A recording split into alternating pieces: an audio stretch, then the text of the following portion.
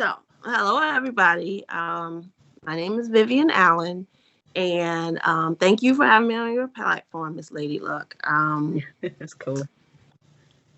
So my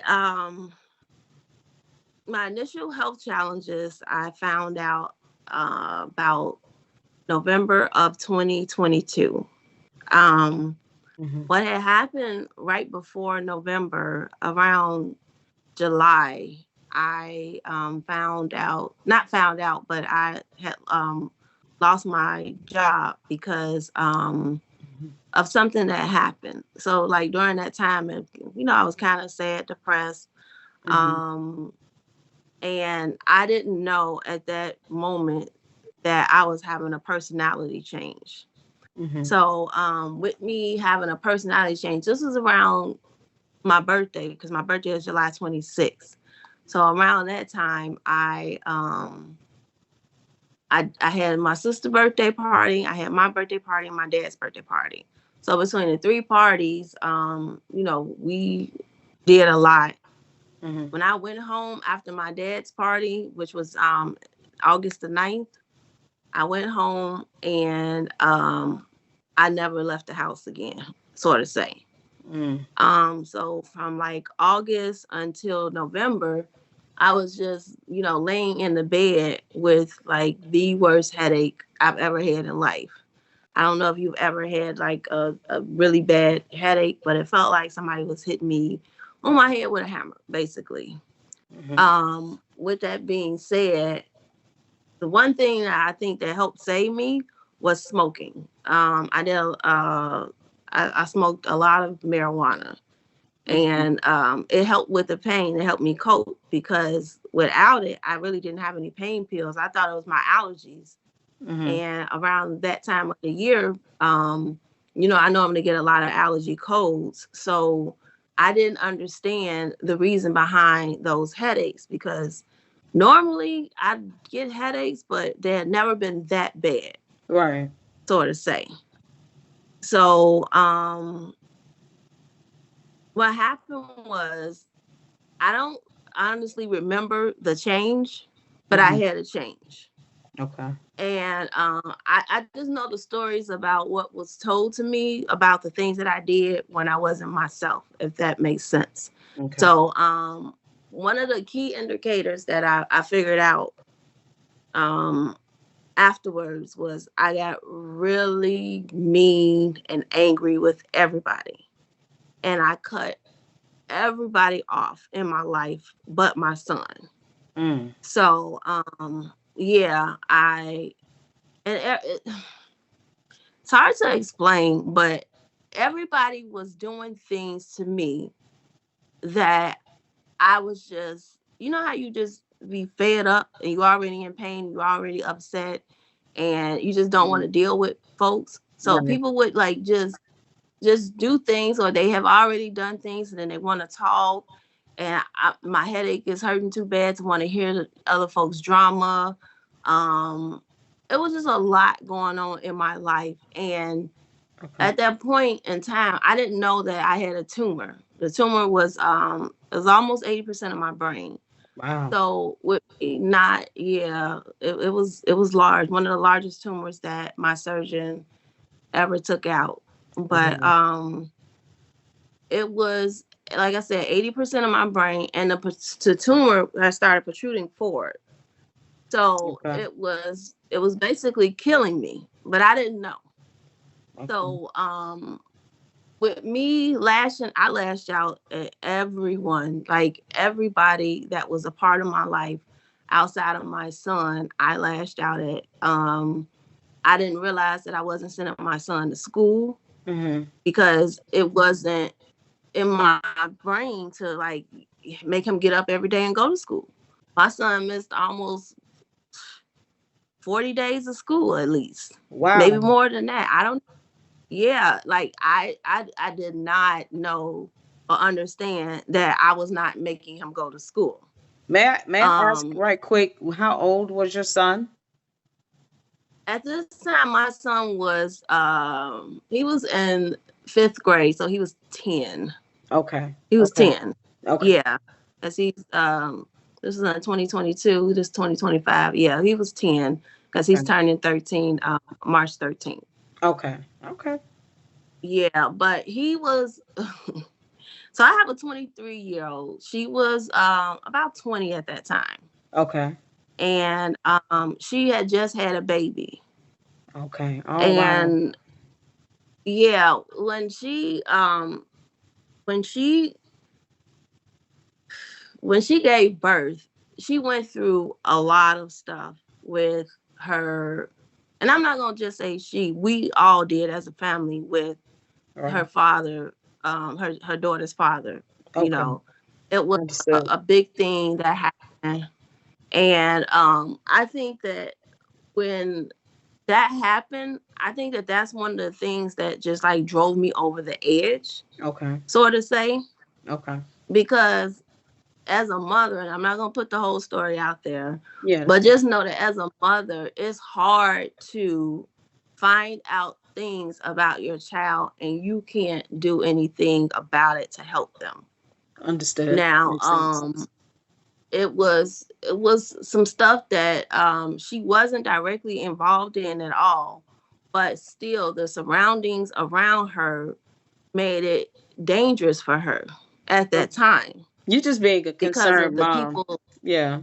Absolutely, Right. absolutely. And when she had that baby, I was there with her when she had the baby. I was in the delivery room with her. Right. So when she had the baby, the baby, she stayed in the house with me. So the baby was there with me a lot, all the time. Okay. And during that time, the father, he was going through some stuff, and it was a dangerous situation. I'll just say that. Okay. And That's because fine. of that, I didn't want him to be able to take the baby, and then if something happened to him and he has my granddaughter with him, imagine what could happen. You understand Right. what I'm saying? Yeah. So Absolutely. we we went through some stuff for some months, Mm-hmm. and I think between that and between just his family lying to me overall, you Right. understand what I'm saying? I'm Yeah. okay with you not wanting me to know what's going on with your situation, what's going on, just tell me no comment. I don't want you to know right now. But they sat in my house and they told me an untruth. Okay. And it was a big untruth, and I found out. Okay. And when I found that out, like it broke any trust that I had for them, for Right. that side of the family, because there was no need for you guys to lie to me. Right. Because what you got to understand is I have a grandchild and you have a grandchild, and then this is your son, this is my daughter. So Right. we're all commingled either way it goes. Right. So back to my story. So I think that when that happened, my daughter wanted to make sure that the baby saw her father, and I think that was one of the reasons why I got super upset. And I was just like, well, if you take her over there, don't come back to my house. Oh So, like, man. when I tell you, I put everybody out, I put everybody out. I got into it with my father, and me and my dad is like best friends. Okay. So, when me and him got into it, I didn't even know that he had a stroke and was in the hospital for 3 days. Like Wow. Wow. that's how much out of it I was when I was having my own bout with the tumor that I had, because nobody knew how sick I was because I was not telling anybody. Like I said, it Mhm. was just me and my son camped up in the house for all of that time from like August until November. Okay. So during that time, like I said, I couldn't really eat. I wasn't working, so I was spending what money I did have. I was just using it for Uber Eats, making sure my son eat. Right. Um, I had his father. His father called DCFS on me because they were. I don't know what was the reason behind it, but he told them that I was not feeding my son. Oh Now, man. Yeah, that's bad. DCF actually came to my house. So they came to my house. This was probably in October, Mm-hmm. September or October. They came to my house. They did a visit. And they looked at me. They looked through the refrigerator. Now, mind you, I had food in the house. Right. I never starved my son, never. Right. Because if you look at my bank records, I was door dashing pretty much every day us food. That way, we make sure we have something to eat. Because I was at this point, I was too weak to get up and cook anything. Right. Like cooking was not an option. My room was upstairs, so like even to go downstairs to like use the bathroom, that took everything out of me. I wouldn't for those couple months, I wasn't brushing my teeth. I wasn't doing like my daily duties because I just didn't have it in me. Did you have So quick question, did you have to share with them what was going on with your health when they did come by and do the welfare check? I didn't know what was going on with You my didn't know. health. Okay. What was the pivotal moment where you realized I need to go to the hospital? It's time to get checked out. My dad. So so what happened was my dad came over to my house after the CFS came. Mm-hmm. And my dad has keys to my house. He always have keys to my house. Okay. And he noticed that I was wearing the same thing. Cause like he'll just come in. He don't knock or nothing like my dad has. Yeah. Yeah, I understand. He's that kind of parent. He just gonna walk right in and whatever. So he came over one day because he hadn't been over there in a while because like I said, I had I got into it with him and I stopped talking to him, my sisters, like everybody.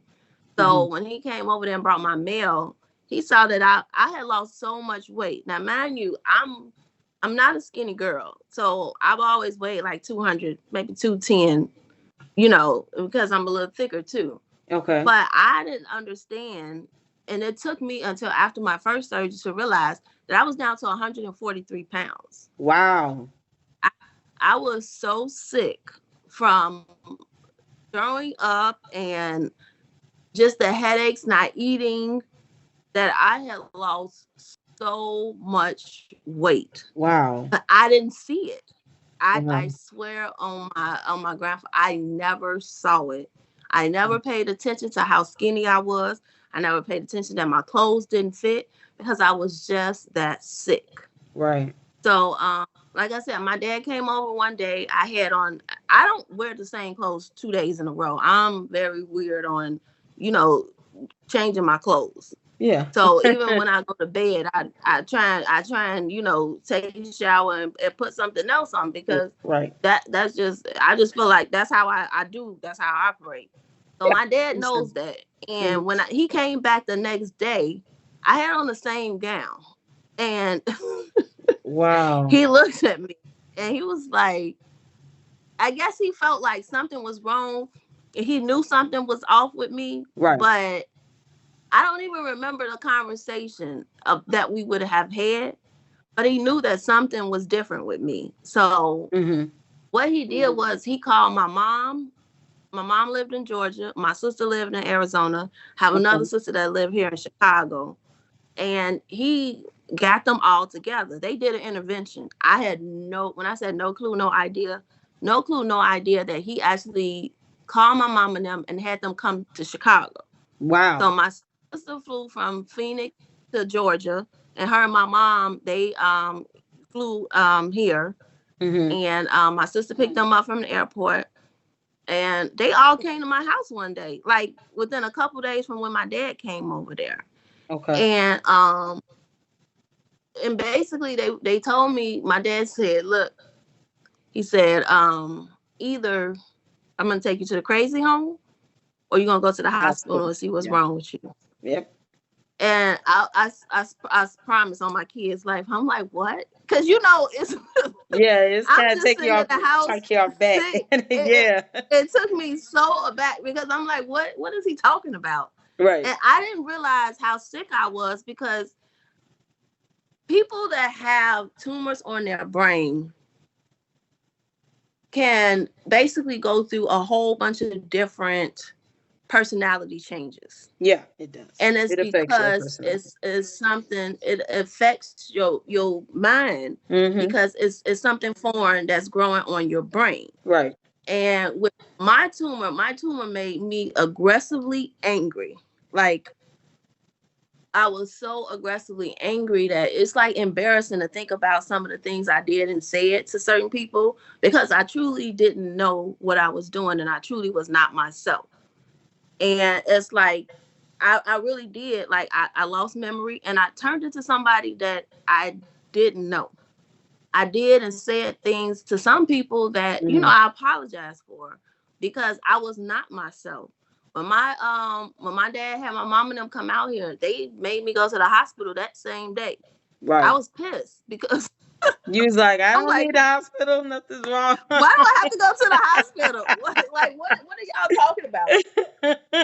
Not even realizing that I was not even taking care of my hygiene. My hygiene is always like key to me. Yeah, I was not absolutely. taking care of my hygiene at all for months. My son, I was just feeding him, but I was letting him do any and everything that he wanted to do. The conversations that I had with my son, some of the things that he reminded me of what I said to him, is things that I would have never told him. But You it's, I understand what mean, I'm saying? yeah, it's just the fact that you had this growth, and depending on what part of the brain, is inhabiting, it does affect certain, personalities and certain mental functions. So, I mean, Yeah. it wasn't your fault. It wasn't your It, fault. it was It it wasn't your was fault. not. It was really a life-changing experience, literally, because it did change my life. Right. But I'm very glad that my father figured it out, Mhm. because I alienated everybody out my life. Everybody but my son. Mhm. And the only reason why my son was there and stood by my side the whole time, because really he nobody ever, checks for him. I'm not gonna say that people don't like him and don't get him, but that's just the truth. Like nobody was checking for him at that time. And plus, he Even was with a his dad, minor. Yeah, he's a minor. yeah, He's even with his child. dad Yeah. calling DCFS, Mhm. his daddy never came by to see how I was doing, to see how his son is doing. Wow. Like at that pivotal time in my life, he wasn't active like he is now. Right. So it was just me and my son. My son is the one that did everything for me while I was sick. So he Wow. was like helping me as much as I could. And he was the only person that I didn't, and I was even mean to him, but he was able to sit there and take it. And Mhm. like I said, my dad forced me to go to the hospital. I went to the free hospital on 51st. Okay. I think it's Providence. And when I went there, I promise you, it was so crowded in there, but they got me in to a room and in a CAT scan within like the first 20 minutes. And Yeah. that never happened. So when they did that, they came back with my results like about an hour later. It didn't even take that long. And Mhm. excuse me, the first thing the lady said was, we have to send you to Cook County Hospital. You have a massive tumor on your head, and if you don't get surgery right away, you're going to die. Wow. And yeah, I promise you on my kid's life, that's exactly what she said. Now, don't get it twisted. I was not in my right mind, right? So when I'm Yeah. hearing you telling me that I have a tumor on my head and I'm going to die, Right. I'm about to cuss you out and be like, look, lady, what the hell you talking about? So excuse my language, but No, you're fine. I believe her. I'm like, what? No. I was like, no, I just got allergies and I just have a headache. I was like, you don't know what you're talking about. So my mom got upset because there was lack of compassion when that was told to me. So the way that she told me, it was just like, and I hired nurses. That was Mhm. my occupation. I've been HR for years. So that's something that I did for actually right up until I lost my job. Mhm. So when I hired nurses, we try and teach them compassion Yeah. and to Exactly. do things the right way. And it's just like with the way that she relayed the message, Mhm. it was it was it was not for It's it was just not dry and sympathy. flat, and just kind of Yes, it's it just is like, what it look, is. you Sort you of. need to Yeah. go get a surgery at Cook County or you gonna die. And it's like, why would you say it like that? So my mom, she got upset. And my mom was like, you are not gonna wish death on my daughter.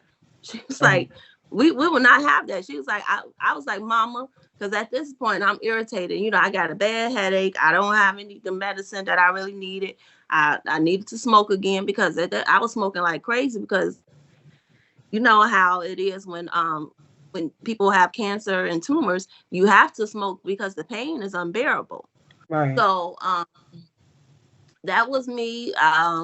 I was like, if you just let me leave, let me go home and go to sleep because I was so exhausted, so worn out. I still didn't know at that point that I was only 140 some pounds. Nobody said that to me. So I said, Mama, let me go home. I'll go to South Suburban tomorrow. And I said, if South Suburban say the same thing, then I'll listen to them. Because my daddy wasn't happy. So they made sure you went to the hospital. You were able Yes. to discharge yourself and then go Yes. to another hospital the next Yes. day to Yes. say the same Yes. thing. Yes. Yes, ma'am. Listen, To listen. say the same thing. Because I wasn't. First off, they should have made me stay, They but they should have. didn't. I would have made I was like, no, They did you're not not leaving make here, me lady. stay. But I think that everybody thought that the lady was just saying something Right. because of how she relayed the Yeah. message. Yeah. And it makes it's The way that she understandable. Yeah. relayed it, Yeah. everybody just looking at her like, "What? And She it ain't finna wasn't die." really Like I that. didn't look like. It seemed like the shock and the awe of the Yes, news. It's just like this is yes, unbelievable. It's the worst yes, thing you can be told in front of all your family. You got children. You got a grandbaby. yes. You start thinking about life And like right in they that showed moment. us the images, like they Yeah. showed us the CAT scan images, and they showed us how big the tumor was on my brain, Mm-hmm. and they still allowed me to discharge It's hard to go myself. home. So, Oh my God. but I didn't feel, Wow. I didn't feel good at that hospital. I'm gonna be Mm-hmm. very honest. And then Okay. they wanted to take me to Cook County. I was like, no. At that time, I didn't realize how good of a hospital Cook County was. Now I did hire nurses for Cook County Hospital. I do Mm-hmm. know that they have some of the best doctors and nurses in the world, but I don't know. I just always thought Cook County. No, I don't want to go there. So Understandable. the next day, I allow my mom and them to take me to South Suburban Hospital. The same thing. I went in there. I told them my symptoms. They saw me within 5-10 minutes. They had me do another CAT scan. They said the same thing. Okay. They said, "Look, you have a massive tumor on your brain, and we have to transport you to Christ Hospital right now because this tumor is protruding forward and it will kill you." Wow. So they said it in a more compassionate way. Now, my tumor is was a it was a meningioma, um Okay. stage 2, almost stage 3. So meningiomas come in 3 stages. Okay. So it was very aggressive, and Okay. it was that's why I was protruding forward, and that's why I was getting really really sick towards the end, because it was basically taking me out. Wow. And yeah, so I allowed them to transport me to Christ Hospital. Got to Christ, got admitted and everything. They put me in ICU. Mm-hmm. Now the surgeon, it was right before Thanksgiving, Wow. Oh, and wow. Oh. so the surgeon was like, "Well, we need to keep you here on all of these meds, and we can keep you treated and contained." And then he needed to go somewhere for Thanksgiving, and then we was gonna do the surgery right after Thanksgiving. What? Now, This is an emergency. now We with can't take me, vacations. listen. Now with me, when I heard that, I'm like, "Well, I'm not about to die. Then what are you talking about?" Exactly. Because I was about to say that. you hear me? Because they're like, "No, we need you on these medicines, and we need to do this, and we're containing it and we're watching it." Right, But I'm right. like, "No, if he can go home for Thanksgiving, I'm going I'm home going for home. Yeah, Thanksgiving." isn't So that that's what I did. good? Yep. Well, what are you talking? You're going to have But Thanksgiving turkey again, too. I wasn't in my right mind. So I just like to say that Yeah, I was I not in my understand. right I mind. understand. And if I could have changed things, I probably would have stayed in the hospital, because even when I went home, it just was hell. getting through those days, especially they gave me medicine, they gave me pills, but it wasn't what was in the IVs. Right. Right. It never is So when I comparable. Yeah. no, Not when I comparable. was on the IVs, because I was in the hospital for like 2 days, and then it was like the next day was Thanksgiving, and I was Okay. like, no, I'm going home, Right. and then I'll come back for my surgery. So because my surgery was scheduled right after Thanksgiving. Okay. So they were like, "Oh, okay. Well, we don't recommend that you leave, but we can't hold you here, and you have to sign yourself out." And I was like, "Okay, well, I don't care." So they made sure I had the right meds. They allowed me to sign myself out. They gave me a time to come back because it was still considered an emergency surgery Yeah, that I was absolutely. having. Absolutely. Yeah. So so when I came back that next morning, I had to be there like 5 a.m. at Christ Hospital. Mhm. Got checked in, got admitted, and all I remember is waking up in a recovery room Wow. and with the worst pain that you can have. Wow. Worse I than didn't labor? realize way worse than labor, and My I've God. had I've had a C-section, Oh, yeah. and I've Okay. had my daughter without medicine, so Wow. I've had horrible labors, Wow. but definitely worse than labor. They cut me from here to here, so Wow. all of this was cut open. Wow. Um, when they did that surgery, I had because I just looked back at the post. So because I couldn't count my staples, the nurse counted them for me. Mhm. So I just saw a post and it said that I had 47 staples in my head. Wow. Yeah, so from here to here, right here, they stapled me all the way up because that was my first surgery. And when I say that Wow. that How many was the procedures worst, did you have to have total? I had 4 brain surgeries. Jesus. So Yeah.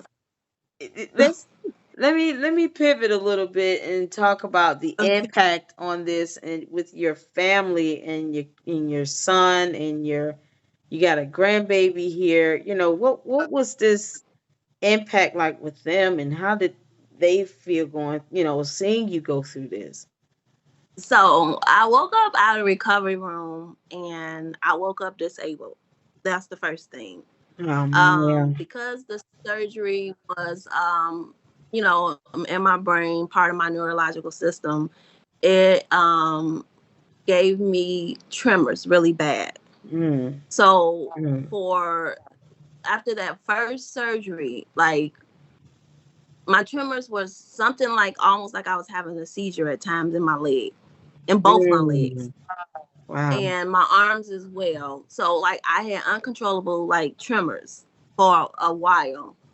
After the tremors started settling down, because I really couldn't walk. I couldn't really walk because I again it was neurological, and the tremors were just so shaky that I was basically, using a walker or a wheelchair, and I could stand. Mm-hmm. But like walking and going forward, I could not do that. So Wow. I had to Okay. figure out a way to walk. But with my family, I was in ICU for almost like a week. So it Okay. was they had to keep my son, right? Okay. Because I had a house. So they helped me with my son. His dad found out what happened. His dad came around. He also helped with him as well. Like I said, I was in the hospital probably like a week or so with the first surgery. Right. After that surgery, they sent me home. I did therapy. My mom, she did she stay for the first surgery? I think she went back home. Okay. I think she went back. She wound up going back home. Okay. Now, what we didn't expect was for me to get an infection. Wow. So, yeah, if you know anything about surgeries, there's always a risk Risk of of an insect. infection. Yep. Sepsis. So, with that being said, um, probably like about 2 weeks into it, I noticed that my face was like just still really swollen, and like my head wasn't like healing right. Mm-hmm. So I had the staples taken out at some point, and it was healing on those scab, but it was still swollen and still like puffy, Mm-hmm. if that makes sense. Because Yeah, I yeah. was keeping the wound very clean, and you got to realize that they had to shave all my hair off. So Yeah. like all of this hair right here was all gone. Mm-hmm. So like you can see like everything that's going on while I started healing, because my hair, it doesn't grow super fast, but it has started like growing back. But you Okay. can still see like the areas that was really swollen and looked like something was going wrong with it. Okay. So after 2 weeks, I didn't feel right. I went to the doctor. The doctor was like, "Oh no, it's just healing. It's fine. Everything's okay. You'll be fine." So I finally got my therapy started, right? Right. So December the 20 December 28th, my therapist came finally. This was my first day to get in-home therapy. Right. Right. And I realized that something was really wrong. Now, Right. I know my body. Yep. I was And about to now that say I'm that. in my right mind, Yeah. I know that something is not right within me. Right. And even though I know that I'm disabled now, and even though I was trying to do the therapy with the therapist, I couldn't do it. So they had to call 911 literally while the nurses and the therapist was at my house. My Mm-hmm. sister was there, and somebody else was there. I know my son was there as well. They Okay. called 911. 911 came. They took me actually to Christ. So that was a blessing because they took me straight to the hospital where I just had the surgery at. Right. I went to the hospital, got admitted. They did MRI and CT scan. Came in a room and basically was like, yeah, so you have an infection in your brain. They was like, if we don't do surgery right Jesus. now, then you run the risk of Septicemia. basically dying, Yeah. or yeah, losing your skull and stuff. So I'm crying because I Gee, I know. oh god, this is hard. But Mm-hmm. I didn't want to hear that. Yeah. I understand I that. did not. I didn't want to hear that. And I called my dad because my dad, he's always like been my power of attorney. Him and my sister. Mm-hmm. My sister's a neuro nurse, and she actually worked at Christ Hospital, so she knew a lot of the doctors that were working on me, operating. So I called them and let them know what the doctors were saying, because it was like, you have to make a decision today. They Jesus. said, because we need to prep you for surgery and you need to have surgery by the morning. So I made the decision to, this is going to make me cry. No, it's I made a okay. decision It's to okay. let them go back in. Um, when they went back in the second time, it was same type of pain. Um, Open my head back up. This time, of course, I just got my staples taken out. So after you get staples one time, you can't get them again. Oh So man. they had to make sure that there are screws in my head. So they make sure that they put the screws, I guess, in place. So every time, like if I need another surgery, it'll be easier for them to open my head, basically. So Mm. I had that surgery, and same kind of recovery, come out, spent like almost a week in ICU until I go down to another unit. After this surgery, I had to get a PIC line in my arm, Yep. and I was on very high antibiotics for 4 weeks. Jesus. 4 weeks. Jesus. 4 weeks. And that's 4 weeks at home. We're not talking about the The hospital. hospital. Yeah. Yeah, Yeah. 4 weeks at home. So I had to do it every day. I think 2 times a day or 3 times a day, one of the two, Mm. to give myself, because it's like an IV in your arm basically Mm-hmm. when you go home with it. Yep. So after 4 weeks, I'm thinking everything is better, going to the doctors, doing all my checkups, my follow-ups, Right. and they did MRIs, they did everything they were supposed to do, cultures, and they took my IV out. And when they took my IV out, literally like 3 days later, my face swelled back up really bad again. Goodness gracious. And when it swelled back up again like that, I found out that I had to have another surgery. They basically said that when the doctor went in to remove the infection Mm-hmm. in December. So my first surgery was November the 29th for the tumor. The second surgery was December 29th for the first infection. Mm-hmm. So we're in February now. So February the 9th of 2023 is when I had my third surgery. Now, I had this surgery. This surgery was like the worst of all three because number one, I just had my head cut open in November. Then I had my hair cut open again Wow. December. Now, now February is healing. It's at the Yeah. stage where it's supposed to be ready to go. And every time I've either had my staples or my stitches taken out already. So you know Right. that it has started to like heal back up together.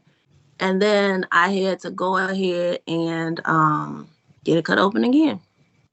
So Jesus. I had a emergency surgery February. I went to the hospital February the 8th. They did the same type of testing and February the 9th. And it's the same surgeon every single time. So my surgeon was Dr. Farhat. He works at Christ. He's the one of the top surgeons when it comes to brain tumors that they have at the hospital. And so that surgery, I lost all of this part of my forehead. So if you see this, Yeah, I you see see. how you see this Sucking part in. is, Yeah. yeah, all of this. I don't even know how far back it go when they for what they took out back here, but I do know all of this is all partial forehead.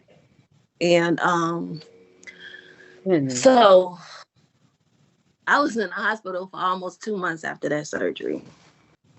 Um, Did he, it I was a mean, not lot. to divulge your medical history, but did he explain thoroughly what was the true Yeah. cause of So what this? what what they said happened was what they said happened was, and this is why my family was very upset. And my family, I must say, they all came out and helped me so much. From my aunties, my cousins, my dad, my mom, sisters, like everybody, they all, my kids, they all rallied around me and helped me tremendously. Right. The surgeon did say that what happened was he didn't clean it out, all of the infection, and there was one little spot left. And because that one little spot was left in my head, it caused me to lose my skull. Oh my So God. partial, yeah, so partial of my skull, um, I lost. Now, after this surgery, Did I you all caught sue him? COVID. Did you think about a No, I malpractice didn't lawsuit? sue. I didn't sue.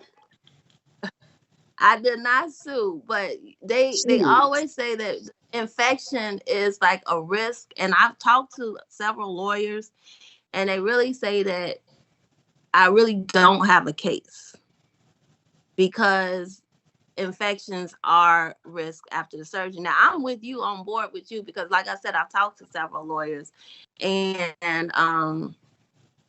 they're just saying that it's hard to fight someone that is at Christ Hospital and that's in that medical profession, and it's hard to prove that he didn't know that um, he left the infection, a little piece of the infection, still in my brain.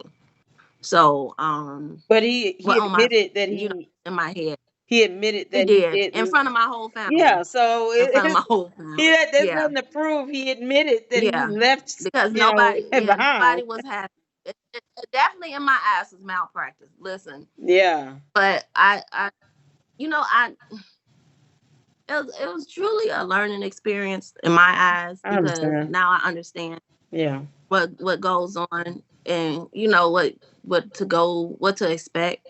Um, like I said, I spoke with several lawyers, but they Hmm. all declined the case.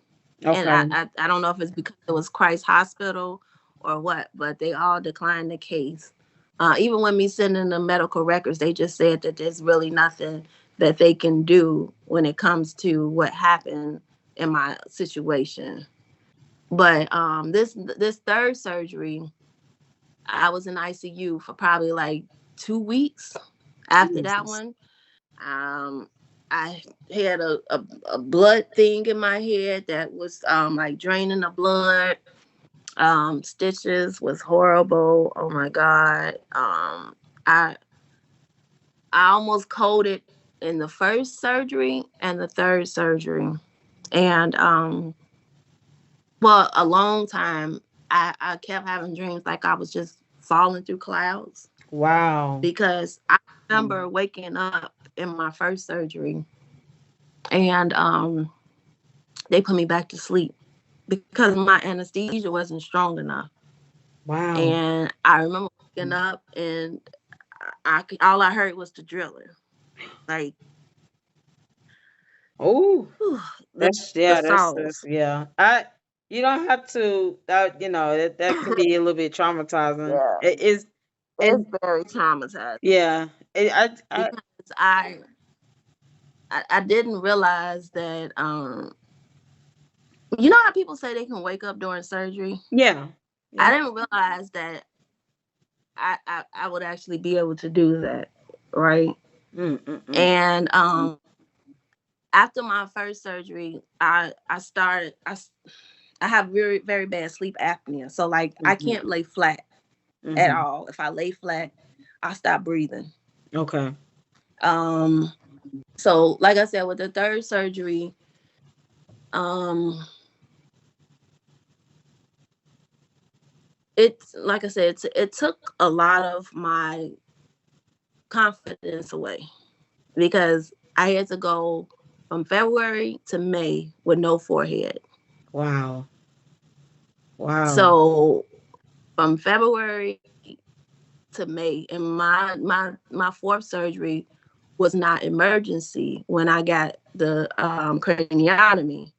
So Mhm. I had to go through a lot of protocol to be able to be clear for surgery to get my forehead put back in.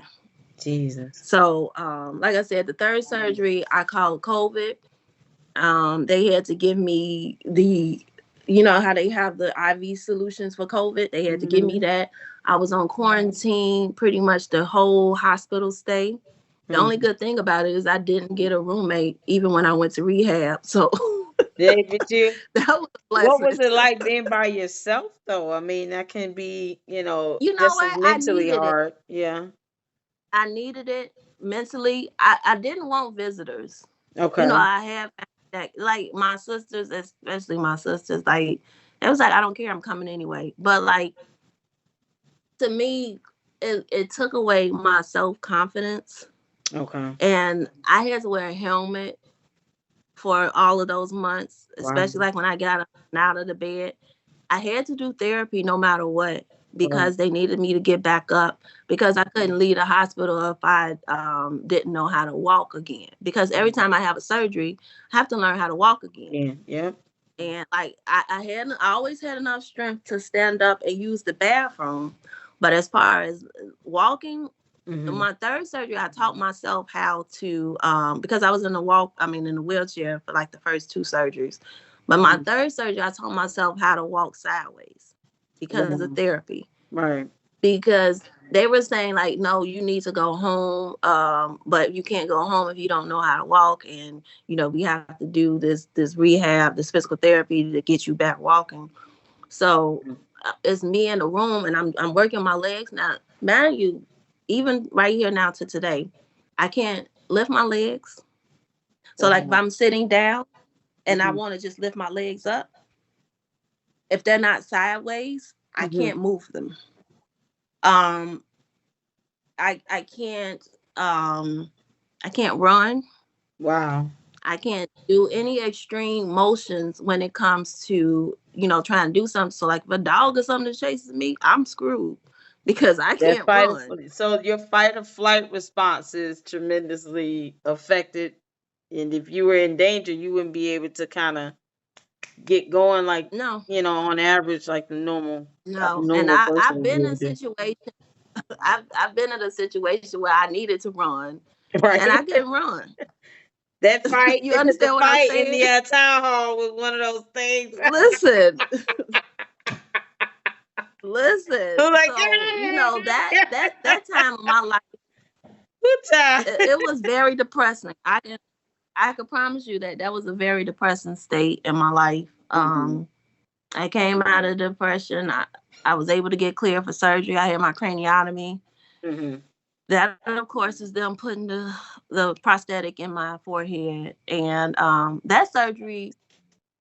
It's just, people say, oh, it don't hurt because they're just, replacing. Yes, it do. I It don't know. hurt. People who say that have never had that surgery, so they can't say what that's like. I mean, more than likely, they're not even The nurses doctors. were always saying Are like, you "Oh, it's kidding? not that. This is not even going to be that bad because you're just getting your forehead replaced, so they don't have to take nothing out." What? Oh my It took God. about the same amount of time that it took for all of my other surgeries. Right. You opening my head back up, Yeah. And trying to and fuse you're the doing work. cranial skull together. Oh my goodness. What? Who said that? This look. That comes from Talking people about who a have no. craniotomy is easy. Yeah, they have no medical that knowledge. that never No. had brain surgery. Oh Yes, my God. that never had brain surgery because I'm really going in there like, oh, okay, like I'm believing this lady, like, Uh-huh. oh, it's not gonna be that bad, and they just got to put the forehead back in, and then you'll be fine. Mm-mm. No, I wasn't. No, yeah, It was no. it start. I had to get all of the stitches, all of everything, all over again. So Right. that was my fourth surgery. That was May 23rd, 2023. Okay. Since then, I took my time. I healed November 29th, 2023. I had to go get an MRI. Okay. And that was the 1 year after my first surgery. And I found out on that day that I had two tumors that came back. So, Jesus. yeah. So, my tumors, like I said, they're meningiomas. They're right now they're non-cancerous, but Okay. they're very aggressive. Aggressive. Benign but So aggressive. I gotcha. the cells are not, yeah, it's not like the cancer is floating through my blood, but they grow like cancer. Mm-hmm. So like I have an oncologist. I actually switched hospitals. So after I finished with Christ, I had a I had a lot of stuff, Yeah. with the Dalton and everything else. Yeah. So I started going to Northwestern Hospital. Okay. And the reason why, let me reverse. I was having really bad headaches again, like before. Mm-hmm. And they kept saying that it's my anxiety. When I kept going to Christ, I went to South Suburban. And they just kept saying, like, no, it's your anxiety, it's your anxiety. So I'm sitting around at this point, I'm stressed and I'm crying and stuff because I told my dad, I said, Daddy, I said, if you can take me to Northwestern Hospital, I said, just drop me off. And if you drop me off and they say it's my anxiety, I said, I promise you I won't try and go to the hospital no more. Maybe I am going crazy. So my dad did just that. Because at this time, I couldn't drive, of Right. course. Exactly. So he took me to Northwestern Hospital and they ran tests. Mm. Now they did send me home. However, they sent me home because they said that, hey, we really can't do much for you because your tumors have returned. So basically, when they told me that my tumors returned, then I had to make appointments. No, So they wasn't my hospital, right? Let me rewind it. That was not my hospital that I got my treatment at and that I had my 4 surgeries at. So normally hospitals don't like going after other surgeons Yeah. because Yeah. they don't want the risk of doing something to you wrong, and then now they have a lawsuit on their hands and they're not the ones that originally opened your head. Right. It's the But yeah, it's the history of it. They would rather you go back to, who's been back to treating where, you. yeah, where you originally came from. So with this hospital, they saw, like, I told them my experience, and they're the ones that found the tumors. So when they sent me home, I was like, oh my God, I don't want to have to go back to Christ, because I was gonna have to make appointments with all my other doctors. Mm-hmm. And the surgeon called me, like, the actual surgeon called me the next day, Mm-hmm. and he said that, look, I want you to be my patient. And he was like, I know that you have what's going on with you. And he said, normally we don't take other people's patients. He said, but I want to work with you and I want to help you get through what you're going through. So I made an appointment with him. He did an MRI. So when he did the MRI, they do it with contrast. Right. A lot of times when I go get MRI, that's just to make sure you can see See what they say. everything Mm-hmm. visually, because CTs, they got MRIs, and they got PET scans. Mm-hmm. So when they did the MRI with contrast, again, they noticed that from when I came to an emergency room until that time, and it was like probably a couple weeks later, that the tumor had grew some. Wow. So yeah, so they were like, okay, and I when they told me, even when I was at the hospital, they already told me, like, I have a very aggressive tumor in my head. Mm-hmm. Now, meningiomas is, in my opinion, historically a white man's tumor, right? It's Mm-hmm. not something that Black African American women have very often.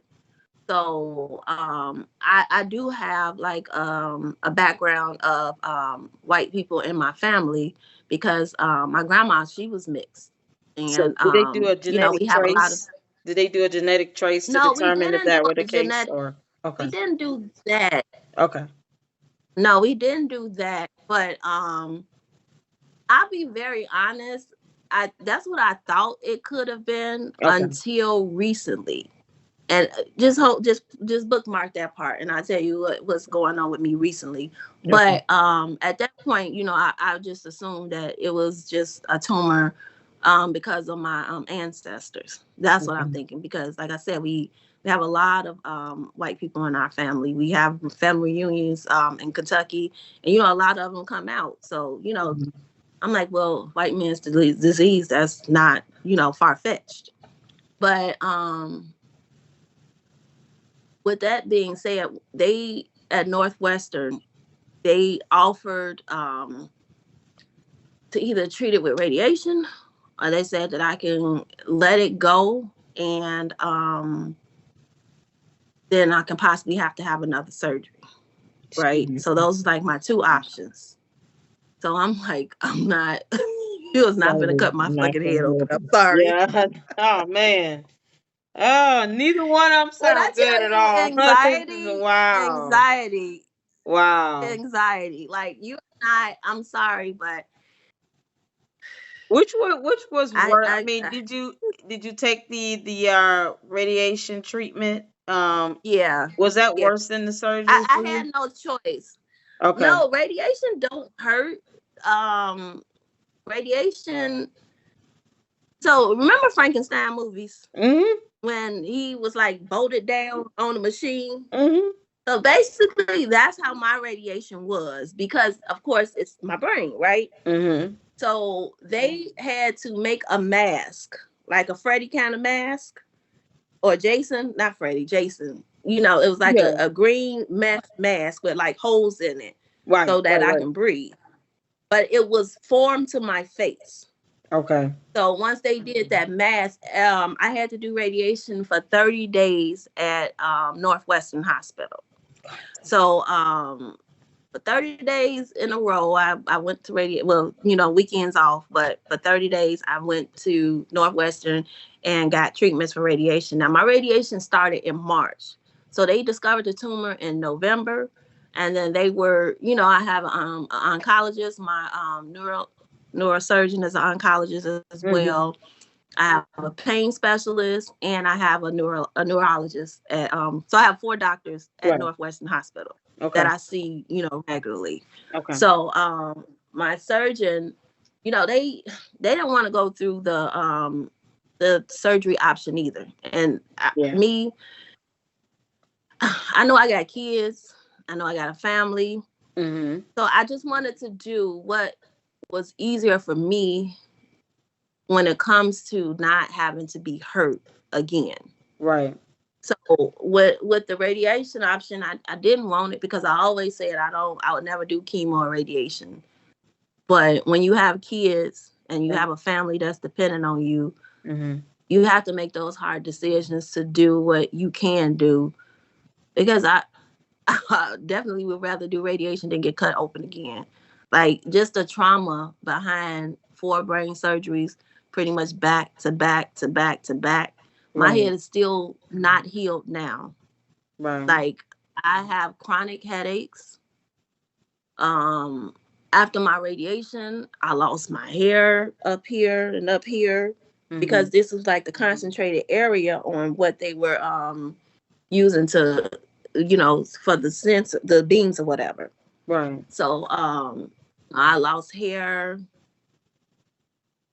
I lost my hair 4 times to surgeries though. So it's like even with it growing back, Mm-hmm. then I lose it again. You know what I'm saying? So like Yeah. my confidence at that time was just like zero. That's why it looks like it is now. Number one, I can't comb my hair. Every time I do something with my head, I can't put scarves on my face really. My face swells up a lot. Like if it's raining, my face it'll just swell up.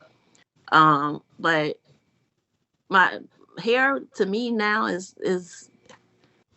it just comes and goes because it's Right. something I've experienced so much trauma with having to get it shaved off and losing it through the radiation and like people say, like your hair fall off like butter. Like one day I came home after a treatment and I Mm-hmm. just did this and my hair just came off like butter.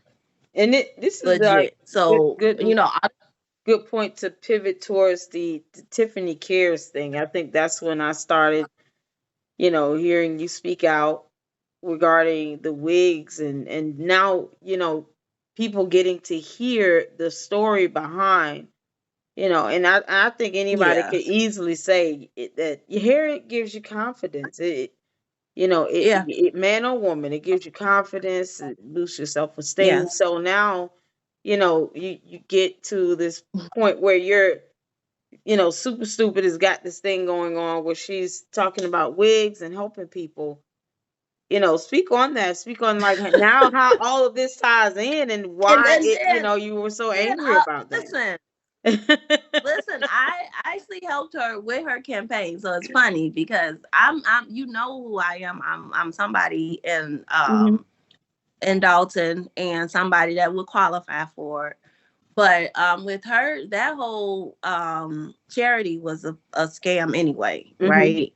You look at the people that was on the board, you look at the money that was never divvied out to the public. It was a whole scam from the beginning. The only thing that was really hurtful about the charity scam was the fact that you offered it to the public. You said that you would give people certain denominations of money, and yet you never even did anything with it. Right. And she's very very visual, very vocal. She makes all of these videos about everything, about how when she helps folks, she puts them out there Hmm. on her page or whatever. But when it came to this cancer charity, she was radio silent. She had nothing to say, no help to Hmm. provide. And it was just it was something that I knew that I wasn't going to get any help from anyway. Right. But anybody else that was trying at that time as well. They couldn't get anything or any type of help. And for you to say that you have something for people Mhm. that are going through radiation and for people that are going through chemo and Mhm. people that are losing their hair, and you know, if your mom went through that, then you know how private some moments can be, and you Right. just know that a simple wig or something can help somebody. Right. You know, even like medical supplies, if you only understood how far I've come Right. from my first surgery until now. And even still now, I literally just got a referral 3 days ago to Mhm. go to physical therapy at Shirley Ryan for day rehab. Because, like I said, if I, let me show you something. If I Okay. do this, you see how my hand shaped? Oh I wow. cannot close my hand, both Wow. hands. So You you see can't that? make a fist. I cannot make a fist when my hand is like this. Now, if I do like this, I can. Okay, so But if stressed I out. keep them like this, but I can't open them. You see that? Yeah. I can't open my. So if I'm right here, Mhm. everything's relaxed. So it's not that it's something that I'm faking. It's just something traumatic that I've been through. You I mean, understand what I'm saying? I do, and in the aspect of you having this, brain surgery and the craniotomy, that affects all of your nerves. I mean, everything stems from the brain Everything, stem down throughout the body and branches everything, out. So when people are everything.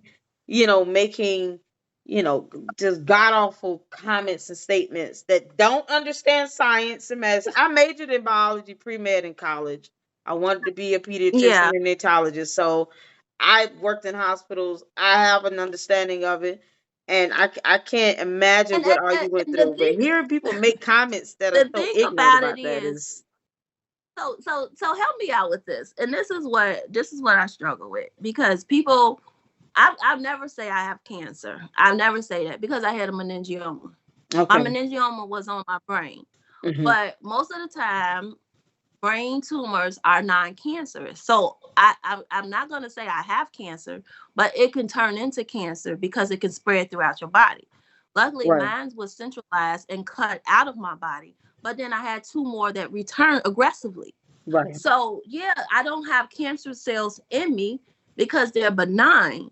But at any point, anybody knows that the benign cancer cells can turn into cancer and spread throughout your whole body. right, So no, I'm not saying that, oh yeah, well I don't want to claim that I have cancer right now, because that's not something that I want to sit around and say. I had a meningioma tumor, and that's what I've hmm, always stated, because it's non-cancerous. Because cancer forms through your blood. It goes through hmm, your bloodstream and it travels, and it can become very fatal, or they can control it depending on what type of cancer it is. But mine is in my brain. So it's a total different type of science anyway. It's right. not like a It's regular person right, that have a mass on their breast or right, mass somewhere else, because right. mine, like I said, mine is on my brain. So, like I was telling you earlier, when I Hmm. thought about it, I thought that maybe it was from my ancestors, but I actually, me being on Facebook, not too long ago, I'm just looking at links and stuff, and I saw a link that said, if you ever had Depo-Provera birth control shots, and if you ever had a meningioma tumor, brain cancer, then you could be Compensated basically part of a, functional a, a lawsuit. class action lawsuit. Okay. Yes. So I definitely had birth control shots Hmm. when from the time when I was 16 until I gave birth to my daughter. My daughter, this was about right out of high school, or right in high school, until I was like 21, from 16 to 21. Wow. So I had birth control shots at Cook County, but they were in Markham Courthouse. So Wow. I started a lawsuit recently because I believe that that is probably the cause of my tumor, because that tumor that I had, it wasn't something that runs in my family. Now, cancer does run in my family. That's why, I have to keep everything monitored and have to make sure that it's not spreading, Right. because I know somebody that just had their tumor spread and it became cancerous throughout their whole body and went to their spine, and now they don't have much longer to live. So Oh, with that being said, I have to keep mine monitored. right. But now I'm trying to research if that is the real cause of what I have, which is the meningioma. And if so, I want to make sure that, Hmm. if I couldn't sue the hospital, that I still get compensation for what I'm going through, because they returned.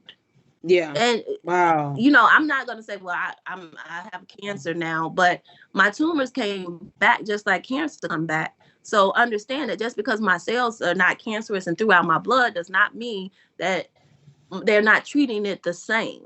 Well, Because I'm at gonna some say this. point, There is no, this is no joking matter. Regardless, you're talking yes, about aggressive tumors that are growing on your brain. It's yes, going to have more of an adverse effect than it would if it was on an arm or a yeah, breast or just a lump in your kneecap. We're talking about, your central function that controls your body and how your body operates. So that's never to belittle. And anyone that no, has that, they have no soul, they have no conscience, they certainly have no understanding of medicine and science. And I no think, sense. yeah, they need Yeah, to.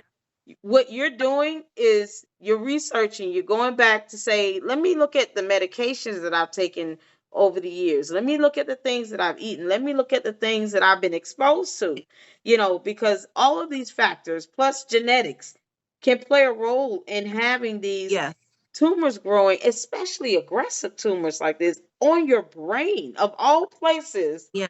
they're aggressively growing on the brain. So I would not entertain those people that say that, because they lack understanding, they lack education, they lack a conscience, they have no idea or concept of what the toll this is. And that's one of the things I asked you about earlier, this toll that not only has on you, but your child and your family and your My daughter and your kid. grand. I mean, it affects everyone.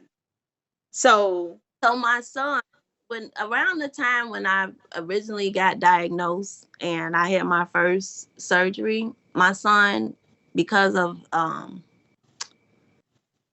because of how close we were, we still are very close.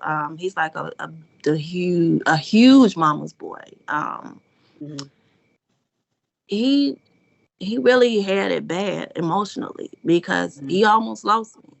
You understand? mhm, Him and my daughter. I'm not taking anything away from her because I love both of my kids equally. My absolutely. son is just he's just way closer to me than she is. But my daughter's always been very independent. She's been the all honor rolls her whole life, straight A's. My son is a little, he needs more attention than she did. And Mhm, that's what I had to do. I had to do more nurturing with him. And he fought a lot. When I say fought at school, he was going to Roosevelt at that time. mhm, And the kids, like he was 10. He's emotionally distraught. His mom is in and out of the hospital. Every time I come home, I gotta go back to the ER, mhm. spend days in the ER, come back home, go back to the hospital for over a year. that Wow. that was not easy for a kid to deal with. Yeah, right. So understand that my son had so many fights at school because kids were mean to him, Right. and they used his emotions to toy with him and say mean things about me to him. And Mm. he fought. Like Yeah, he one thing he don't do is he don't play about his mama. right. And he was in that school, like, and I'm not bragging on it, but he was, everybody that was saying stuff about me, he was kicking their ass, like, seriously. Mhm. Like, My son fought so much Yeah. in 5th grade. It was ridiculous because I would be in the hospital Right. and the school called me, and like, number one, we had it where they were supposed to call my dad because at that time I couldn't You can. have a Yeah. stress on me. Yeah. Exactly. And they would call me and be like, "Oh, your son is fighting," or it was a lot. It was a Mm. lot. And I'm still trying to get him back under control. I had to wind up putting him in therapy. He's still in therapy now. Yeah. He's never stopped therapy since my illness. Hmm. And even with him just coming up to the hospital, it was hard. Yeah. My daughter, she was better equipped to understand what was going on. My Right. granddaughter, she was a baby, so of course she didn't know or understand what I was going through. But my dad, my sisters, like, they were all, it stressed all of them Yeah. out. Right. It stressed my whole family out because it was like they didn't understand if I'm gonna make it. All these surgeries I had to have. Then my tumors come back. I had radiation. I still have tumor. I have a doctor appointment February 17th to go see my oncologist and to get an MRI. Like, they have to closely monitor my tumors now Right. because if they start to spread and start to grow again, then there's going to have to be a decision that have to be made. I don't want another surgery. So, like, right now, I'm doing everything I can, eating healthy, taking my all my vitamins, taking soursop. They said soursop helps with cancer. So Wow. I take that. I literally just see my Right. teacup. Right. I Yeah. I literally, see. I I see. literally, I see. I try to take it every day. I Right. take the pills too. I have the leaves and the pills. But it's just like, I'm trying to do everything I can so I can be here for my kids Yeah. for a long period of time. I want my kids to be able to see what their mom overcome. You Right. understand what I'm saying? Right. I don't know. Makes me nervous, just thinking about, if the tumors start going back, at what stage will I have to get another surgery if it starts growing back? Hmm. Um, like, how can they really get rid of them? Is this something that's going to end my life? I don't know what is going to happen in the future for me and for what I'm going through. Then on top of that, my heart is not working right. It's irregular now. It's pumping at 40%. It's supposed to be at 55%. So I just went to see the cardiologist. I am scheduled to go get some tests for that. Then I was diagnosed with diabetes in October. So with that being said, my A1Cs was 11.1 in Wow. October. Now, I just went saw the endocrinologist probably like about 3 weeks ago. Now, they did another test on me, and I got them down to 5.9. Okay. Good. So Good. Very good. like I told you, I've been eating right, like I'm supposed to. I've Absolutely. been trying to take care of my body because it's the only one that I have. And if Right. I don't take care of what I Absolutely. have, then I'm gonna lose it. So, I'm just gonna lose it. So, if I may ask, mhm. what if you had to talk to some kids out there who have moms going through, you know, going through a third of what you're going through, what encouragement, what words of wisdom would you impart on any children that might be kind of, I mean, they suffer right along with us. When we're hurt, they Yeah, hurt. When we're sick, they're sick because we're their yeah, moms. We take care of them. They look to us to care for them. So, what yeah. would you say to, if you are talking to some children whose parents are may have cancer or just maybe going through some similar situation to what you're going through? What would you say? Stay strong, stay encouraged. Everybody's situation is different, right? Mhm. And everybody's relationship with their children is different. But I would just say to the kids to just make sure you're loving on your parent while you have them. Mhm. Um, the thing about my son is, God, I'm so grateful that I'm still here. He wasn't ready to lose me. Yeah, that's I think understandable. if I would have expired, I don't know how my son would have made it. I didn't have things in place for him. Hmm. His dad wasn't active like he is in his life right now. Hmm. So it would have been devastating on him. Hmm. Like devastating.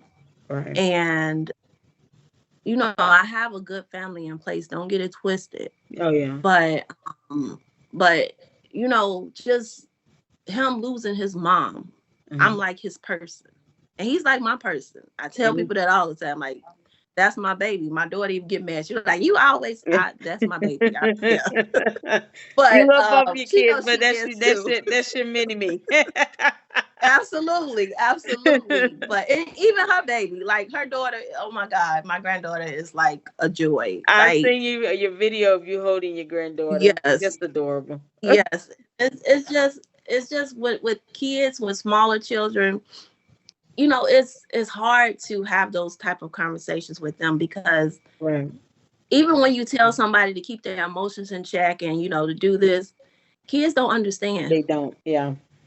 Yeah. They don't understand and they don't get it. And you try and keep them in the dark as much as possible. But then there's certain things that you have to tell Tell them, them. Yeah. because they see the war.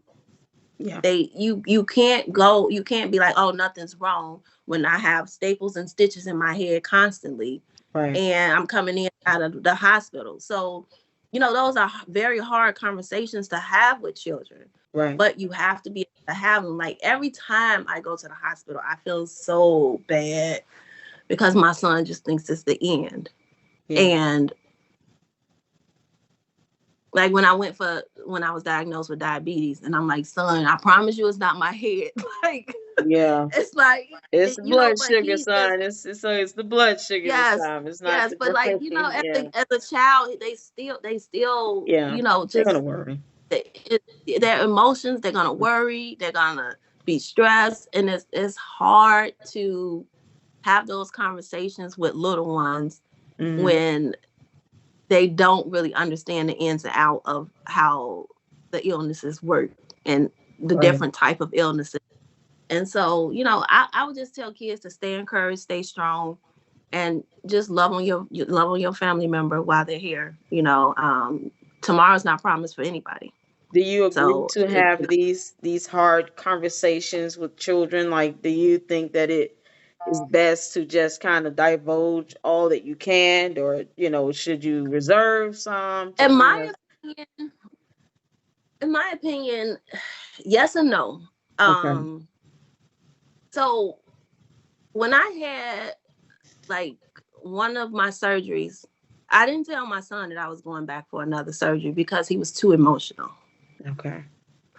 So I just had his dad keep him, Okay. because I couldn't keep telling him that I'm about to have another surgery. I'm about to have another surgery. I'm about to have another surgery. Like, that's a lot for a 10-year-old. Right. And the healing process. Right. He saw all of my he saw the after effects of all of my surgeries. For me to even to come home and I'm now disabled. Hmm. You understand what I'm saying? Like, my Yeah. son has to help me every day so much. I still can't even hardly clean my room without assistance, Right. because I get winded very quick. People be like, "Oh, you don't need no walker." Well, that's not for you to say.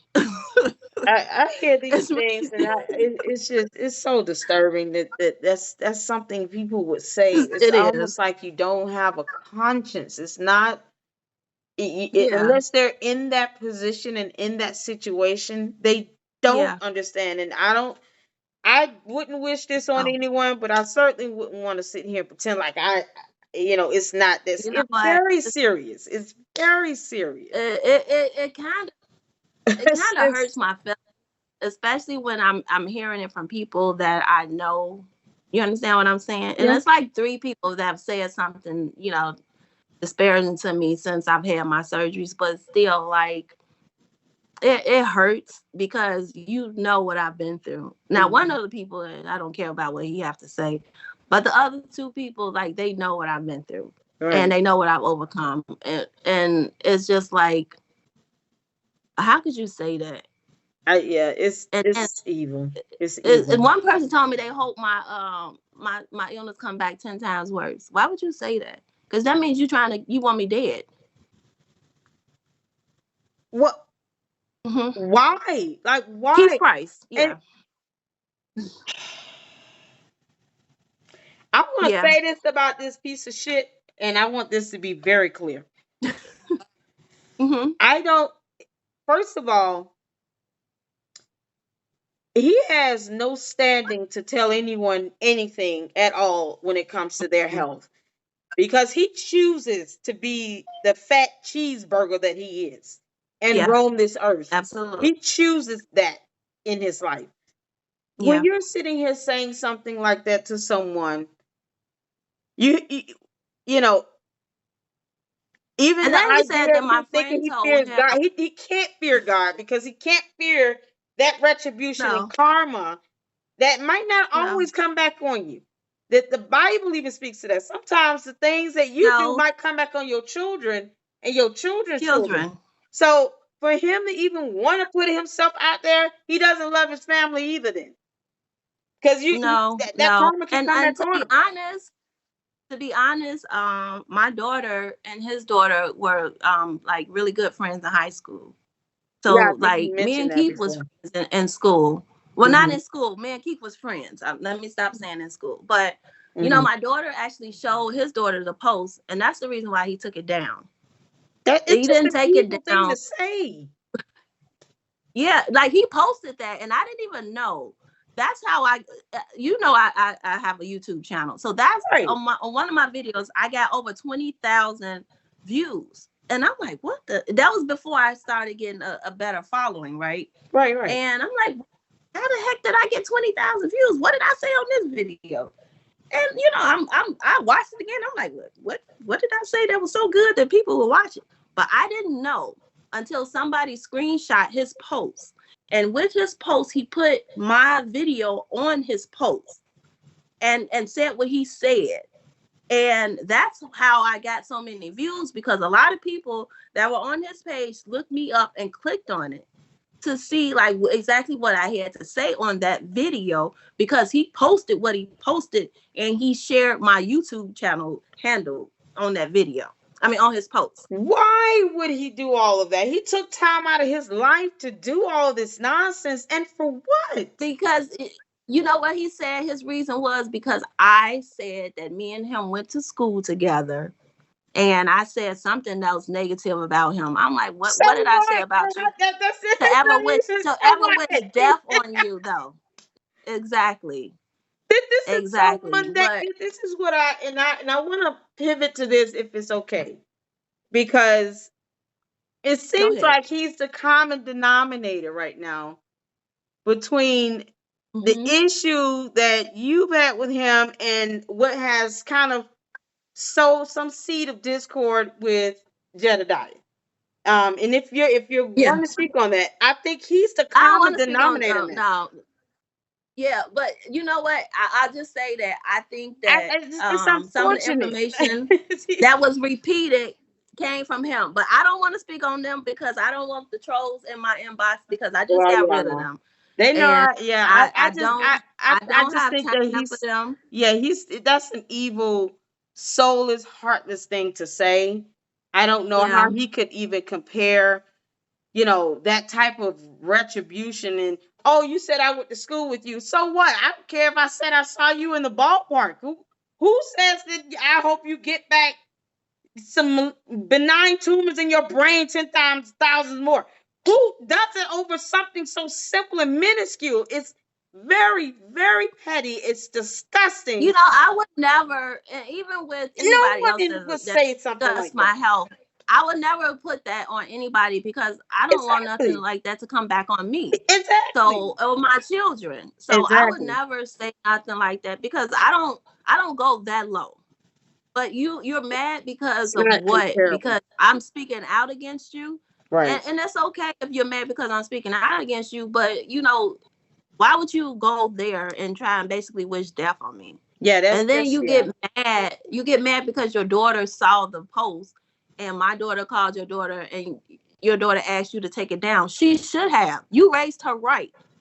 Well, You have I to don't think understand. You. she just has a conscience. I mean, when the children have to lead the Yes. way, right? It's like the child is now having to teach the parent about having, Yes. some sort of a consciousness about this, because he would Yes. never be okay with someone saying something like that to them. And if he thinks that's comparable, then Yeah. he has no soul. And I'm saying it, and all the trolls can come for me.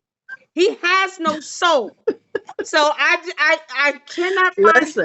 I just, the fact that he has no science degree, he has not studied this stuff, he has no medical knowledge, and I focused on the impact of how it affects your child, because that's a burden that this child has to bear, that you have to bear, that your family has to bear, over something that you can't control. That you can't control Absolutely. benign tumors on the brain. So I just, No. I wanted you to, be able to discuss that with, because I told you in the email, I lost my father July 6th of 23 to prostate cancer.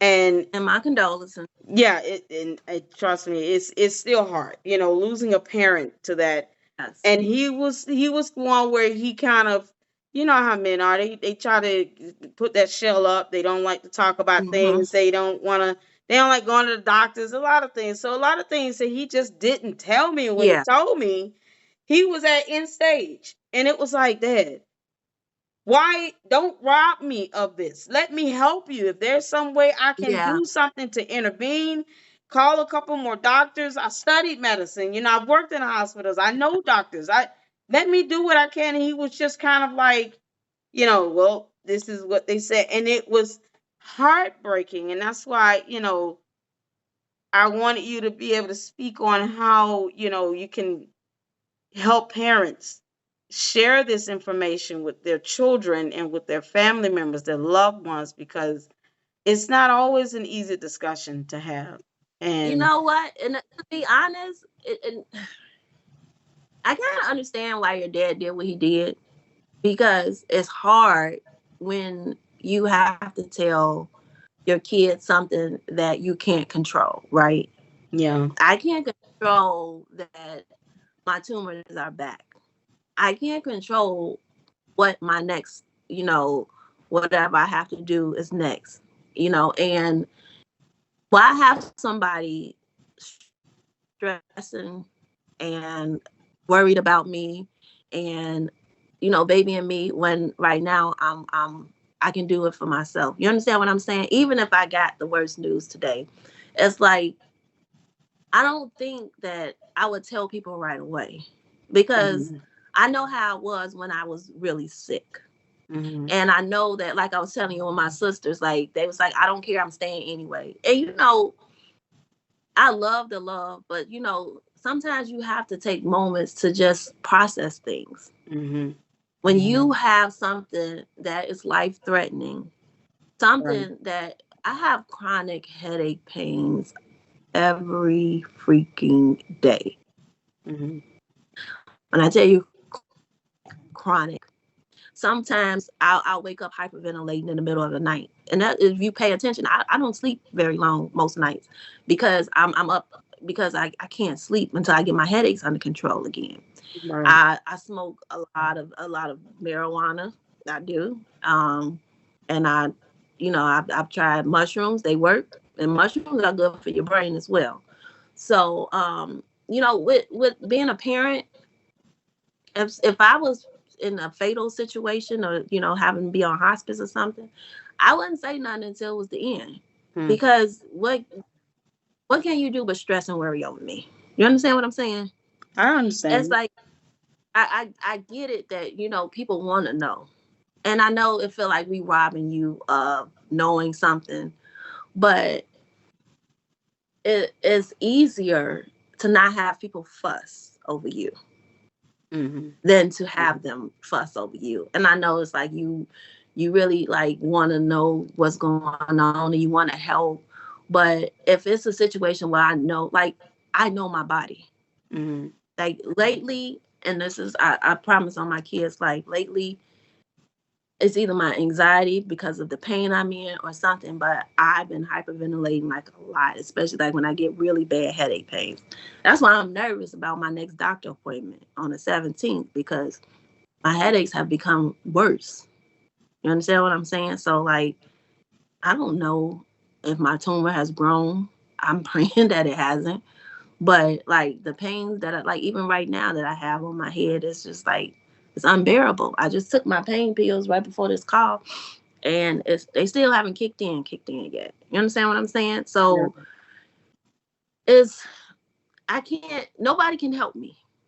Mm-hmm. Nobody can help me. That's why I don't complain about headaches. You see me, I get up, I go to meetings, I do what I can when I can, because I'm still gonna live my life as long as I have a life to live. I'm not going to let my disability or what I've been through affect how I live my daily life, because then I'm being depression. Right. I've had counseling probably like 8 months for the whole time, and I was supposed to be back in it now, and I just haven't signed back up for it. I know I need therapy. My doctors, even when I was just in the hospital recently, they said my anxiety is really bad. I need to talk to a therapist because I never dealt with the trauma that I've dealt with. Right. You understand what I'm saying? So for me, it's just I wouldn't tell my family or my kids until I had to. So I, I just I don't I would. let me ask you a question. Have you had the thought of having that hard conversation and saying, "Hey, it might get to a point where I need to be at peace." Like, have you thought about having to have that conversation with your son, So your I've daughter? always I've always told my kids that especially as of recently, if anything happens to me, I'm just trying to work on making sure that they're good. I try and talk to them because it could happen, right? It's not like it's far fetched from what I have spreading, going into my blood, and taking me out. So I have those conversations with them, and especially with my son, because I need him to be strong. Mm-hmm. You understand what I'm saying? Mm-hmm. And right now he's very fragile, Yeah. very fragile. My daughter's stronger, but she's still very fragile. My granddaughter, if, I don't even know how she would take it, because she's just like a grandma's She's a girl. You baby. understand what I'm Yeah. saying? She's baby. So it's like stuff like that is so hard to talk to the kids about, Mm-hmm. but they understand. They have an understanding, and they already know. Like, I want to be cremated if something ever happened to me. Please don't put me in the ground. But it's just I just try and keep them as much updated as I can about Mm-hmm. my health Mm-hmm. without going too far into details. Like my daughter, I'll tell her more because she's 23, so Right. she can handle it better than my son can, of course. But even with him, like, because he see me every day, he knows that I struggle with walking, struggle with doing daily tasks, struggle with just everyday living. But I make it through every day. And I Right. want them to see that even with your mama being disabled, even with me going through 4 brain surgeries, even with me being diagnosed with diabetes, even with me having heart issues, shortness of breath, Right. sleep apnea, I'm still doing what I can do. Mm-hmm. And I want them to be able to look at that. And if anything ever happens to me, I want y'all to be proud of who I was, even while I was sick. Right. Because a lot of people would just fold if they were in my situation. A Yeah. lot of people Many. wouldn't Yeah. be able Many people to, give up. to manage and take it. But with me, I use, like, to be honest, this Dalton stuff, it really helped me get through most of my days when I was very depressed, because it gave me something to do.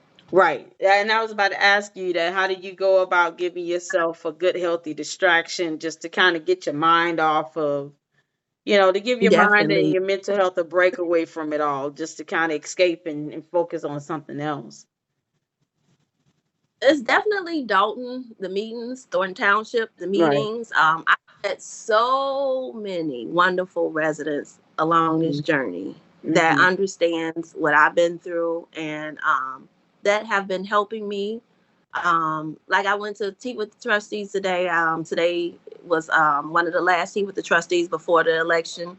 And even yesterday, I had the interview on Martin G show, Oh, and I then I didn't was know being that. I have to watch that. I didn't know that. yeah, Okay, yeah. I'll check that out. Okay, so I was being trolled very hard on that show.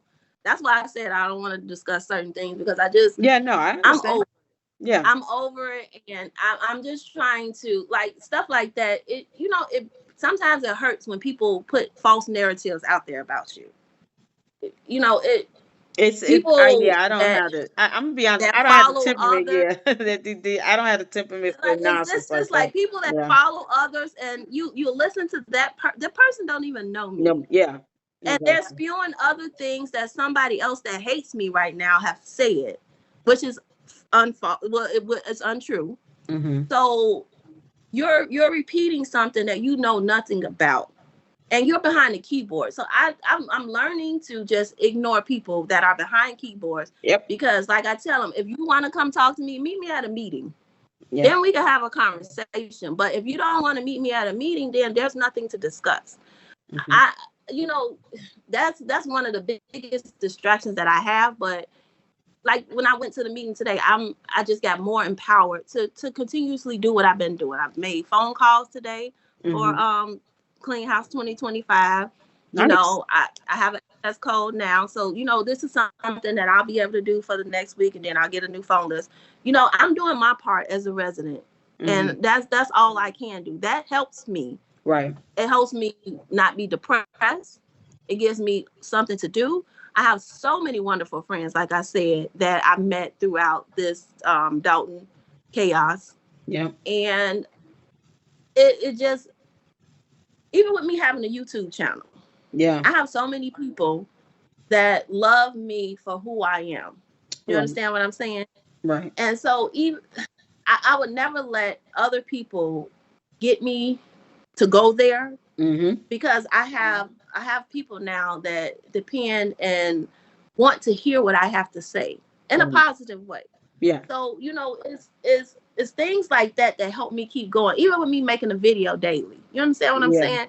That's something that I like doing, because I like reading when people actually listen to me, and they like hearing what I have to say. Right. So I like reading comments and responding, and it's just like I met so many people from around the world Yeah. that have you understand what I'm Yep, saying? I That do. have I do. been I get comments, invested people in the in LLC saying Dalton. hi from Norway, and I'm like, wait, what? Yes, Hi. have Germany, like all over. So Yeah.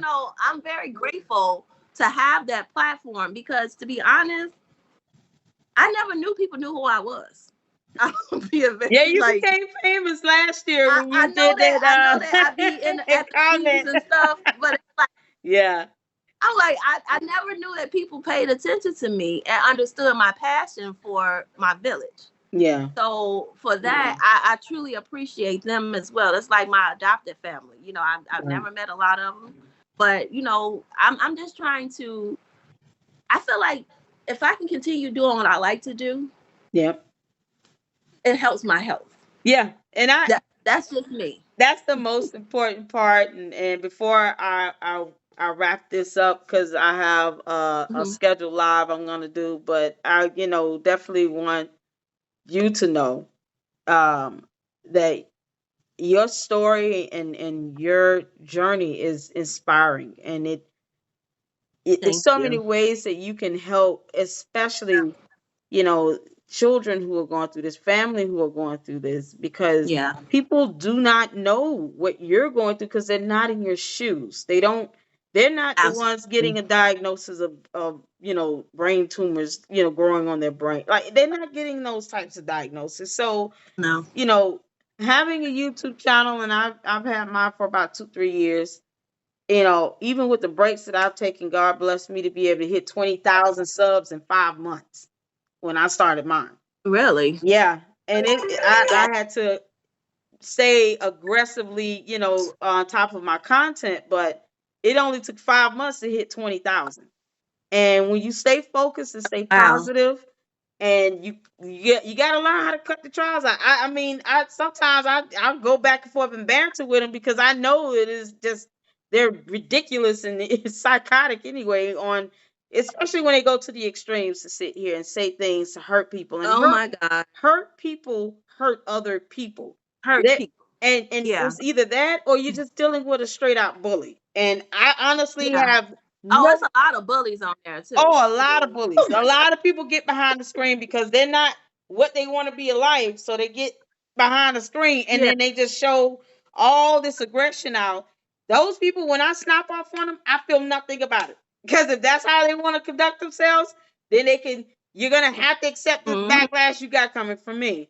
And I think it's important for you to Absolutely. continue to share your story and keep those things coming along the line that you are working on, helping with the community, helping with the And let election. me tell you one thing that I am working on because Yeah. I want your viewers to know this. Oh yeah. So I just talked to the park district president, Okay. and so I spoke with him about doing a like a wellness kind of platform or panel for Okay. people in the community that have different type of diseases or illnesses or disabilities. Okay. So I'm gonna do it after the elections, and what my plan is to have enough residents to come out just to listen and understand. So if they see warning signs, or not just with what I have, but with people that have multiple sclerosis, people that have lupus, certain Hmm. different illnesses that are affecting our communities, Okay. sickle cell. So I just want people to be able to come out and enjoy themselves. I'm gonna try to have food, music, just like a day of Okay. talking, and a day of just enjoying each other after the elections, of course. Okay. So just wanted to let everybody know that I am planning that. So if Okay. you guys follow me on my YouTube channel, Yeah. then more information will come out after the elections. And you can always feel free to email me. You can post Yeah, comments on the videos to get the definitely. awareness out there and just, share that information. And Yes. I don't I support YouTubers. I believe that YouTubers should be supporting each other. There's no Me competition with too. this because we're all different. There's no, So thank you for, can you say that again? There's enough there's your views yeah. will never be my views. My views, we don't think the same. So there's Exactly. always going to be different content Exactly. that needs Yep. to be created. So Yep. thank you for saying that, Yep. I don't believe because yeah, it's no there's competition. Not at all. no Yeah. competition at all. We're all like a family, in my opinion. Yeah. And I So thank you. no problem. And I like I said, if you email me, if you can post when the video is I definitely uploaded, will. put your comments, go in the comment section, post up your information, what Yeah. you're trying to do. I'll pin it and make sure that it stays out there in circulation. You send me email and your flyer, your advertisement. I'll post it on my channel because I Yes. think these are healthy conversations that people sometimes don't realize they need. And I need it. I can Right. say personally, I needed this conversation because me still coping with the loss of my father with Grieving this, with father. yeah, it gives strength and encouragement to understand how to process the grief and to process and understand, his reasoning for not telling me everything and hearing from Yeah. someone who's saying, listen, here's probably why gives new perspective and it helps to kind of even the more Yeah. accept, the inevitable in what's happened. And my dad is, God rest his soul, he's at peace. He was a great father, great man. You How know, long before he passed away did you get a he chance to told know? me Like, about less than a year. It wasn't even a full year before he passed. okay. So, and Okay. it was already, he told me when he found out he was kind of at stage 4, going into stage 5 prostate cancer. So already going into end stage. And it was like, I think the hardest thing was him just telling me and my reaction to it. And I said, Okay. I'm grown, this just happened. He passed in Yeah. 2023. He had told me the year prior, and I'm like, Dad, I'm a grown woman. It's okay. Just tell me what's going on. I can help. But he was like, I don't want to go through this stuff. I don't want surgeries. You know, it's okay. He said I I'm don't. sorry, that's my ice maker. I don't know what this thing is doing. I Yeah, just got so it, he so it's brand new. no, I'm so it's sorry. okay, but he told me like, hey, I don't really want to. I'm at peace. I don't want to go through the surgeries. I don't want chemo. I don't want any of that. I just want to. He lived a long life. He was about You know what? 78 years old. So Radiation was one of the hardest things I had to yeah, deal with. And I understand what he said when he said he don't want it. yeah, he didn't want any of Because that. He didn't want to it go through is surgery, nothing. So it is at some, when your body is just like done. Not, I'm not gonna say done, but when it's time that you yeah. just gotta deal with it. And he lived And a long life. He was already, 76, 77 years old. So he okay, he lived, and were he you an only child? I'm sorry, I'm that's my yeah. only question. Yep, I was his Okay, only child. So okay. just spoiled brat, only child, daddy's So girl. daddy's girl too. So Oh I'm a my huge God, daddy girl just too. So I get it. Listen, I get it, and my condolences. I'm so sorry because yeah. So I know yeah, how valuable fathers are in our they are. lives. They are So very I valuable. get it. So yeah. My dad is literally like my rock, Yep. even till today. Yep. Even till today, at Yep. 46 years old, it's a lot of stuff that I can't do. Yeah. So I understand, and I'm truly sorry for your loss. Yeah, and I pray good health and peace, and I want you to stay in Thank touch. you. I always, I try to. definitely I will. watch your And I can come videos. back I on. sometimes I hop on your Listen, lives. um, Yeah, after the election, we need to circle back and yeah. have a Say conversation. yes, So you have my absolutely. word that Yeah. after the election, Yep. we'll talk about Dalton. Yep. Let's get super stupid out of there, and Yes, see if you ma'am. guys can Yes, ma'am. get things So going. But I after appreciate. February the 25th, Yep. tell everybody I will be back Yep. and I will have one-on-one tea Yeah. Okay. that has transpired in the village of Dalton when we vote Tiffany Henry out. So Absolutely. thank you. No problem. Thank you All right. for coming on. I Thank thank you. you for sharing your story, your testimony, sharing your testimony, Thank you. and Yes. I Yes. just I'm still watching your videos and your lives. Huge fan. I'm a Thank you. subscriber. So continue to Thank love you. on your children, and I will be reaching Absolutely. out to you. And once this is done, I'm gonna upload it and premiere it, and you can post it up Okay. wherever you want to And do. tag me in it when you upload I it. will. You know how you at me. Yep. Yeah, Yep. at I me. will. All And right. I'm very slow today on my replies, but It's I'm okay. going to watch it.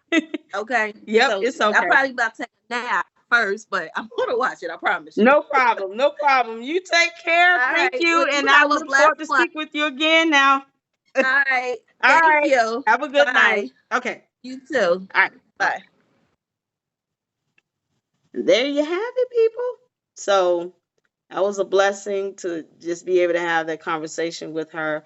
All right. I have a live scheduled and I'm about to hop on it. You guys make sure you hit the like button on this. And this was solely about just her testimony and her story.